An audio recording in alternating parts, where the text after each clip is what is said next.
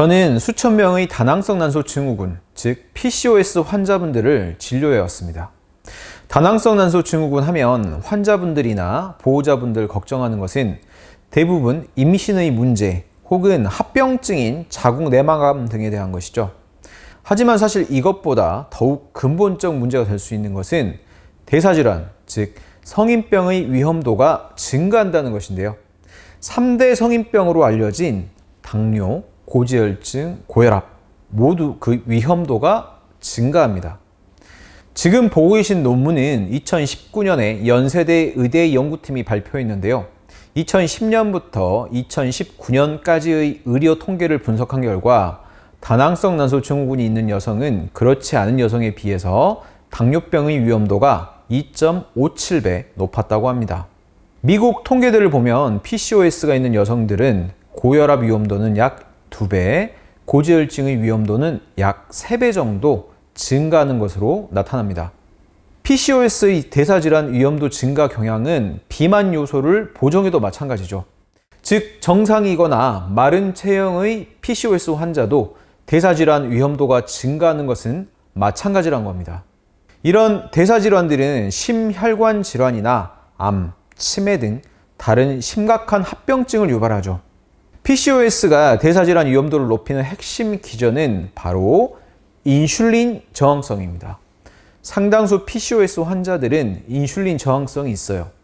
인슐린 저항성은 당뇨를 일으키는 직접적 원인이죠.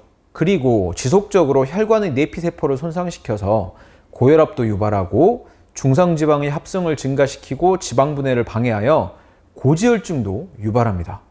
인슐린 저항성이 뭔지 잘 모르는 분들은 지금 영상 우측에 뜨는 링크를 확인하셔서 먼저 봐주시기 바랍니다. PCOS 환자분들이 혈액검사 결과지를 가지고 오시는 경우가 많은데요.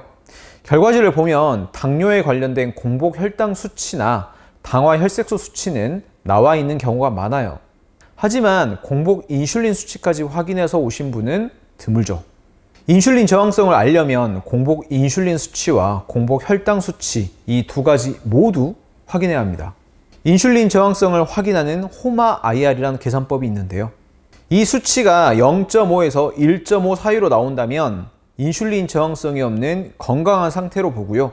1.6 이상은 경미한 인슐린 저항성이 의심됩니다. 2.5 이상은 인슐린 저항성이 매우 의심되는 상태라고 볼 수 있고요. 3.0 이상은 확실한 인슐린 저항성이에요. 건강검진을 하거나 혹은 산부인과에서 혈액검사를 할 때도 공복 인슐린 수치는 하지 않는 곳이 많으니까 반드시 체열 전에 공복 인슐린 수치도 함께 확인해 달라고 요청하셔야 합니다. 추가 비용도 저렴해요. 다낭성 난소 증후군이 있으면서 인슐린 저항성도 있는 분들은 다음과 같은 증상이 나타날 수 있습니다. 첫 번째, 먹은 것에 비해 살이 잘 찌고 식이요법과 운동을 해도 살이 잘 안 빠진다. 두 번째, 허기를 참기 힘들어져서 배가 고프면 짜증이 나거나 어지럽거나 손이 떨린다. 세 번째, 시도 때도 없이 단 음식이 당기고 저녁 식사를 했는데도 야식이 당긴다. 네 번째, 생리 전에 식욕이 폭발하고 특히 단 음식이 당긴다. 다섯 번째, 피부에 쥐젖이 잘 생긴다. 여섯 번째, 탄수화물을 먹고 나면 심하게 졸리거나 열감이 든다. 일곱 번째, 체중에 비해 뱃살이 많다. 이런 증상이 나타나는 분들은 반드시 인슐린 저항성을 검사해 보셔야 합니다. 한국인 PCOS 환자분들 중 인슐린 저항성 비율은 어떨까요? 지금 보고 계신 그래프는 2019년 서울대병원 산부인과에서 발표한 논문에 나와 있습니다. 그래프에서 파란색 막대기는 PCOS가 없는 여성이고 빨간색 막대기는 PCOS가 있는 여성입니다. 호마-IR 수치를 경미한 인슐린 저항성이 의심되는 수치인 1.82로 기준을 잡았을 때는 PCOS 환자 중 60.7%가 인슐린 저항성이 있다고 나오죠. 정상 그룹의 25.7%에 비해서는 2.36배입니다. 인슐린 저항성이 매우 의심되는 2.64로 잡았을 때 PCOS 그룹에서는 34.8%로 정상 그룹의 9.3%보다 3.7배 이상으로 나오고요. 확실한 인슐린 저항성인 3.16을 기준으로 보면 정상 그룹의 6.1%에 비해서 24.5%로 무려 4배에 달하죠. 저자들은 이 세 가지 기준 중에서 다낭성 난소 증후군 환자들의 인슐린 저항성을 평가하는 적절한 기준인 그래프 중 중간인 호마 IR 수치를 2.64 기준으로 하는 것이 가장 적절하다고 제시하고 있습니다. 저자들이 기준을 참고하면 PCOS 환자들의 약 35% 정도에서는 인슐린 저항성이 나타나고 PCOS가 없는 그룹보다 3.7배 많은 것으로 보시면 되겠습니다.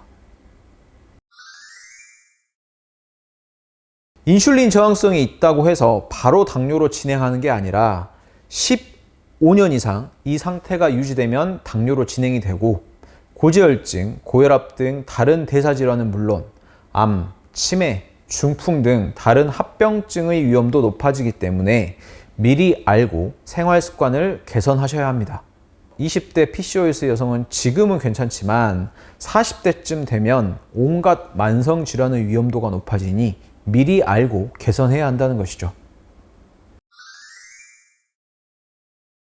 다낭성 난소 증후군이 있는데 호마 IR 수치가 높게 나오시는 분들은 반드시 생활 습관을 개선해서 이 수치를 떨어뜨려야 생리불순도 개선되고 다른 대사질환의 위험도도 낮출 수 있고 뱃살도 빠질 수 있겠죠. 우선 연속 혈당 측정기를 구입해 보시라고 권유해 드리고 싶네요. 연속 혈당 측정기는 인슐린 수치를 체크하는 것은 아니지만 하루 동안 연속적인 혈당을 확인할 수 있죠. 연속 혈당 측정기에서 얻은 데이터를 볼 때 중요한 것은 혈당 수치가 70에서 140 사이를 안정적으로 유지하는지 보는 것입니다. 먹는 음식이나 스트레스 등에 따라서 70에서 140 사이를 벗어나 큰 폭으로 요동치고 있다는 것은 인슐린 저항성이 그만큼 크다는 것을 나타내는 것이죠. 연속혈당 측정기는 대개 2주 단위로 되어 있죠. 2주간 매일 데이터를 확인해 보면서 어떤 음식을 먹었을 때 혈당이 크게 치솟는지, 그리고 어느 시간대에 먹었을 때 혈당이 요동치는지, 스트레스를 받으면 혈당이 어떻게 반응하는지, 어떤 운동을 했을 때 혈당이 떨어지는 등을 계속 체크해 보세요. 2주 정도 내 라이프 스타일에 따른 혈당 변화를 인식하게 되면 인슐린 저항성을 유발하는 나쁜 생활 습관을 개선하는 강력한 동기가 될 수 있어요. 예를 들어서 설탕이 많이 들어간 음식이 인슐린 저항성을 유발한다는 것을 잘 알면서도 당장의 욕구를 참기 어려워서 먹고 나서 후회하는 게 대부분이잖아요. 하지만 눈으로 바로 확인하는 시각적 효과라는 것은 무시하기 어렵죠. 당분 많은 음식 먹고 나서 혈당 수치가 춤을 추고 있는 것을 확인하면서 이게 내 혈관을 손상시키고 온갖 질환의 위험성을 높이고 있구나 라는 것을 눈으로 보고 나면 이전보다는 자제력을 더 잘 발휘할 수 있습니다. 마찬가지로 운동을 하면서 높아져 있던 혈당이 떨어지는 것을 눈으로 확인하게 되면 이 또한 규칙적 운동에 대한 강한 동기로 이어질 수 있죠. 인슐린 저항성을 개선하는 방법 중 하나가 바로 간헐적 단식인데요. 간헐적 단식하면서 혈당 변화를 체크하고 혈당의 변화폭이 의미 있게 좋아지는 것을 눈으로 보면 이 또한 지속적인 간헐적 단식을 유지하는 동기가 되고요. 마지막으로 간단히 정리해 보겠습니다. 다낭성 난소 증후군 환자들의 60% 정도는 경미한 정도 이상의 인슐린 저항성을 가지고 있고 정상인 사람에 비해 인슐린 저항성 위험도가 3.74배 정도 높기 때문에 인슐린 저항성 여부를 반드시 확인해 봐야 합니다. 공복 혈당뿐 아니라 공복 인슐린 수치를 같이 확인하셔야 하고요.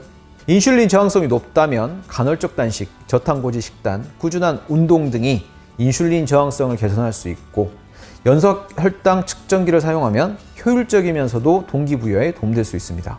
저는 20년간 다낭성 난소 증후군을 진료하고 있는 김우성 원장입니다. 네, 감사합니다.